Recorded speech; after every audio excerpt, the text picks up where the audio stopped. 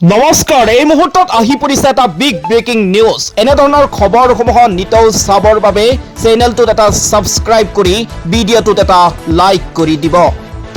বাংলাদেশ সীমান্ত দখল বিদ্ৰোহী আৰাকান আৰ্মি।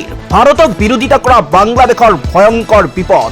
म्यानमाৰৰ পশ্চিম দিশে বাংলাদেশ সীমান্তত লাগি থকা মাউং দাউৰ শেষৰটো আৰক্ষী চকী সম্পূৰ্ণৰূপে আৰাকান আৰ্মিৰ দখললৈ গৈছে।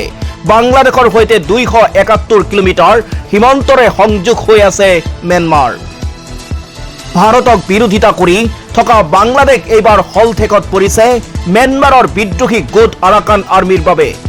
म्यानमाৰৰ সেনাৰ সৈতে ধাৰাবাহিকভাৱে যুঁজ দি অহা সহস্ৰ বিদ্ৰোহী গোট আৰাকান আৰ্মিয়ে দখল কৰিছে বাংলাদেশ সীমান্তৰ এটা আউটপোষ্ট।